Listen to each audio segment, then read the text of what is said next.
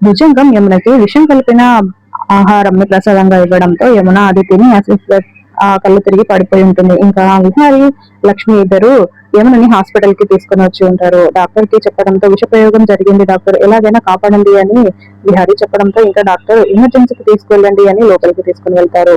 ఇంకా ఒక నర్స్ బయటికి వచ్చి సార్ ఈ బిల్లు కట్టి మెడిసిన్ తీసుకురండి అని విహారికి చెప్పడంతో విహారి పక్కకు వెళ్ళిపోతాడు రిసెప్షన్ దగ్గరికి. మరోవైపు ఒక డాక్టర్ మాస్క్ వేసుకొని యమునని చూడడానికి వెళ్తూ ఉంటాడు. యాక్చువల్ గా అతను భుజంగం డాక్టర్ వేషంలో వచ్చి ఉంటాడు. ఇంకా లక్ష్మి డాక్టర్ గారు అని చేతులు ఇట్లా పట్టుకుని దండం పెడుతూ వేడుకుంటూ ఉంటుంది. ప్లీజ్ డాక్టర్ గారు మా యమునని ఎలాగైనా కాపాడండి ప్లీజ్ అని వేడుకుంటూ ఉంటే అని అతడు ఏం మాట్లాడకుండా అని మాత్రం ఓకే అని చెప్పేసి లోపలికి వెళ్తాడు. ఇంకా అలా లోపలికి వెళ్ళి యమునతో ఏంటి నిన్ను చంపాలని వచ్చిన వారిని బ్రతికించమని వేడుకుంటున్నారు, చంపుతాను చూడు నేను ఇప్పుడు అని ఒక నైఫ్ తీసుకొని యమునని పొడవబోతూ ఉంటాడు. ఇంకా అప్పుడే లక్ష్మి ఆ డోర్ లో నుంచి చూస్తూ ఉంటుంది, హార్ట్ రూమ్ లోకి యమున ఎలా ఉంది అని ట్రీట్మెంట్ చేస్తున్నారు అన్నది చూస్తూ ఉంటుంది.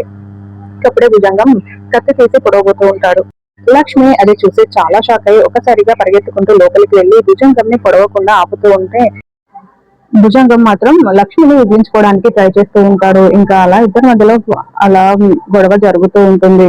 యమున స్పృహ లేకుండా ఉంటుంది. విహారి ఏమో రిసెప్షన్ దగ్గర ఉంటాడు. మరి ఇప్పుడు భుజంగం లక్ష్మిని నెట్టేసి బయటికి పారిపోతాడా, లేదంటే ఆలోపే విహారి వచ్చి భుజంగంని పట్టుకుంటాడా?